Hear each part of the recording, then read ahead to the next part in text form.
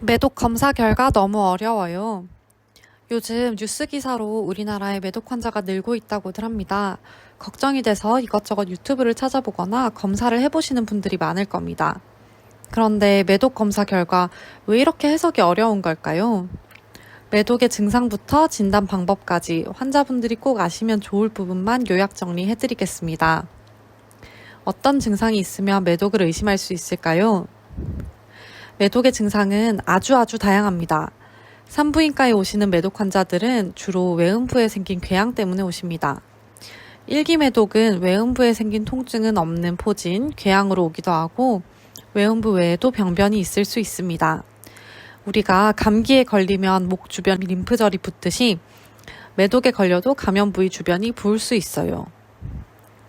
그런데 외음부 궤양 없이 손이나 발바닥에 발진이나 사마귀 같이 생긴 편평 콘딜로마가 생기는 경우도 있습니다.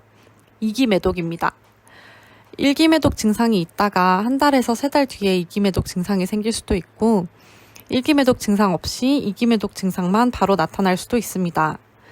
일기 매독, 이기 매독 때는 감염성이 있습니다. 이 시기가 지나면 잠복 매독이 되는데 잠복기는 수년이 될 수도 있고 이때에도 감염성을 가지는 경우도 있습니다. 잠복기가 지나고 3기 매독이 발생하는 환자도 있습니다. 3기 매독은 전신 피부, 뼈, 간 등에 종양처럼 생긴 염증이 생기는 고무종 매독, 사진과 같은 경우지요.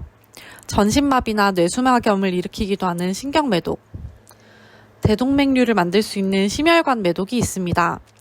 치료받지 않으면 매독은 정말 무서운 병입니다. 저는 예전에 이미 매독 치료를 받았어요. 그런데 이번에 병원에서 매독 검사 양성이라네요. 치료해야 하나요? 매독 검사는 기본적으로 혈액 검사로 시행을 합니다. 우리 일반적으로 코로나 검사를 시행할 때는 검사 결과가 yes or no 비교적 정확하게 나오죠. 그런데 매독 검사는 결과가 그렇게 나오질 않습니다. 매독 검사를 할 때는 트레포네마 검사와 비트레포네마 검사라고 하는 검사 두 가지를 함께 시행합니다. 모두 음성이면 매독이 아니다 라고 안심을 할 수 있겠죠. 이전에 이미 치료를 받았는데도 둘 중 하나나 또는 둘 다 양성이 나오는 경우들도 있어요. 이런 때가 문제입니다. 트레포네마 검사가 음성이고 비트레포네마 검사가 양성이면 추가 확진 검사가 필요하고요. 이 추가 확진 검사가 음성이면 매독이 아닐 가능성이 높습니다. 그런데 이 추가 확진 검사가 양성이면 매독 활성 검사, 역가라고 하는 것을 확인을 해야 되고요. 이게 8대 1보다 낮으면 이미 치료를 받은 과거의 감염이라는 말이고 반대로 트레포네마 검사가 양성이고 비트레포네마 검사가 음성이면 역시 치료를 받은 과거의 감염이라는 말입니다. 둘 다 양성이라면 역가를 역시 확인을 또 해야 되는데 16대 1보다 크면 치료가 필요한 활성 감염, 8대 1보다 낮으면 치료가 필요할지 추가적으로 IgM 검사라는 것이 필요합니다. 어떤 검사가 필요한지 이렇게 플로우 차트를 따라가시면 됩니다.